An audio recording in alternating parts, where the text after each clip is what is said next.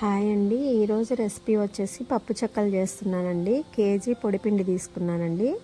ఒక 15 పచ్చిమిర్చి, వెల్లిపాయలు ఒక 2 గడ్డలండి. పొట్టు తీసేసి పచ్చిమిర్చి, సాల్ట్, వెల్లిపాయలు మిక్సీ బట్టి పక్కన పెట్టుకున్నానండి. కేజీకి నాకు 3 గ్లాసుల వాటర్ సరిపోయిందండి.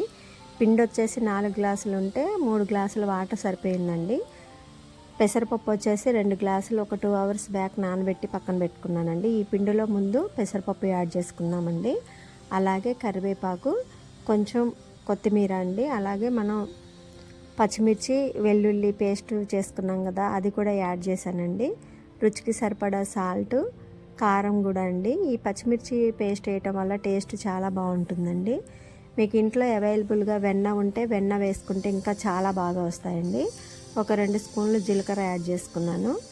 అలాగే మనం వేడి చేసి పక్కన పెట్టుకున్నటువంటి వాటర్ని మరీ చపాతీ పిండిలాగా కాదు, పూరీ పిండిలాగా కాదండి, కొంచెం పొడి పొడిగా ఉండేటట్టు ఈ 3 గ్లాసుల వాటర్ తోటే పిండంతా కూడా ముద్దలా కావాలి. మరీ మెత్తగా కాదండి, కొంచెం వాటర్ తక్కువతోటే మనం ముద్దను చేసి పక్క పెట్టుకోవాలి. వాటర్ ఎక్కువైతే ఇవి చెక్కలు మంచిగా రావండి, మధ్యలో ఉడకకుండా గట్టిగా వస్తాయి. నాకు కేజీకి 3 గ్లాసుల వాటర్ కరెక్ట్గా సరిపోయిందండి. జీలకర్ర వేసాను. మీకు పచ్చిశనగపప్పు ఉంటే అది కూడా 2-3 అవర్స్ ముందే నానబెట్టుకొని కలుపుకుంటే బాగుంటాయండి. పల్లీలు కూడా వేసుకోవచ్చు, కాకపోతే నేను ఓన్లీ పెసరపప్పుతోటే చేస్తున్నాను. చాలా అంటే చాలా బాగా వచ్చాయండి.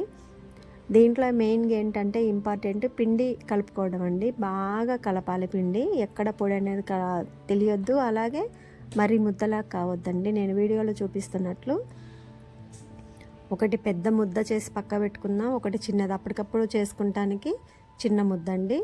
మనం కలుపుకున్న ఇప్పుడు నేను వీడియోలో చూపిస్తున్నట్టు ఆ ముద్ద మీద తడి క్లాత్ వేసుకుంటే పిండి పొడి బారకుండా ఉంటుందండి.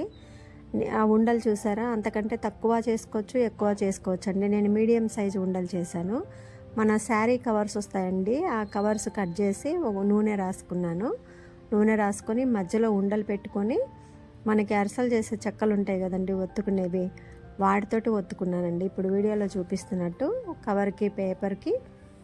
కవర్కి నూనె రాసానండి. అలా ఉండలు చేసేసి మళ్ళీ పైన ఇంకొక కవర్ తోటి ఫోల్డ్ చేసేసి అరిసెలు ఒత్తే వాటితోటి ఇలా ఒత్తుకున్నానండి. ఒకవేళ మీకు మధ్యలో కొంచెం మందంగా వస్తున్నాయంటే కొంచెం ఎక్కువ ప్రెస్ చేసుకోండి, ఉండ సైజ్ తగ్గించుకోండి. నాకైతే కేజీ ఆయిల్కి పావు లీటర్ ఆయిల్ కూడా కాల్చుకోలేదండి.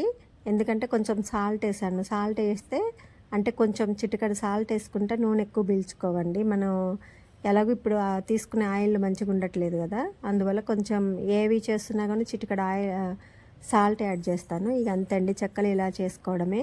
మీకు సైజ్ అనేది మీరు పెద్దగా చేసుకోవచ్చు, చిన్నగా చేసుకోవచ్చు. కాకపోతే మరీ పెద్దగా చేస్తే మధ్యలో ఉడకవనేసి నేను చిన్న చిన్న సైజుగా చేసుకున్నానండి. కేజీకి దాదాపు బాగానే అయ్యాయండి. నేను ఆ ఉండల సైజు కూడా అంతకు మించి పెంచుకోలేదు.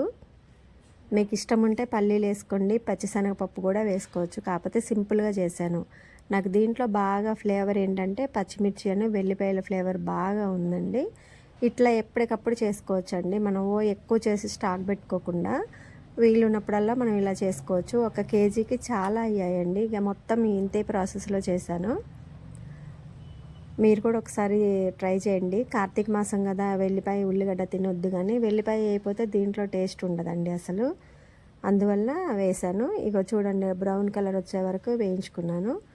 ఉండల సైజ్ అనేది మనం చిన్నగా చేసుకుంటే చెక్కలు బాగా కరకరలాడతాయండి.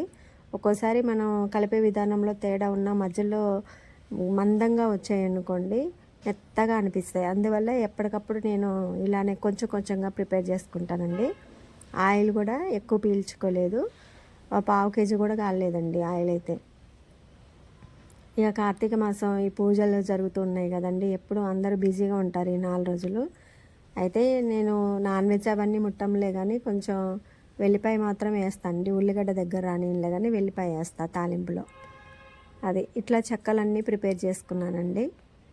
ఒక 1 అవర్ పని అంతేనండి. మనం బయట షాపుల్లో అనుకోండి, మనం చేసుకున్నంత శుభ్రంగా చేయకపోవచ్చు వాళ్ళు, అందువల్ల మనం ఇంట్లో ప్రిపేర్ చేసుకుంటేనే చాలా బాగుంటుందండి. ఈ రకంగా చెక్కలు వచ్చేసి ఒక 70-80 దాకా అయ్యాయండి. కేజీనే తీసుకున్నా నేను. సింపుల్గా ఒక్కదాన్నే కూర్చొని చేసుకున్నానండి. మీరు కూడా ఒకసారి ఇలా ట్రై చేసి చూడండి. మన ఛానల్లో వచ్చేసి కుకింగ్ వీడియోస్ ఉన్నాయి, అలాగే డివోషనల్ వీడియోస్ ఉన్నాయండి. కార్తీక పురాణం ఒక 6 అధ్యాయాల వరకు చెప్పానండి. మనోళ్ళకి పురాణాలంటే పనికిరావు కదా, అసలు వ్యూసే రాలేదండి. నాకే చిరాకు అనిపించేసి ఆపేశాను. ఇక లాంగ్ వీడియోస్ డివోషనలే పెడుతున్నాను. కార్తీక పురాణంలో అస్సలు వ్యూస్ రాలేదండి. చెక్కలు ఇలా రెడీ చేసుకున్నాను. మీరు ఒకసారి ట్రై చేయండి. Thanks for watching.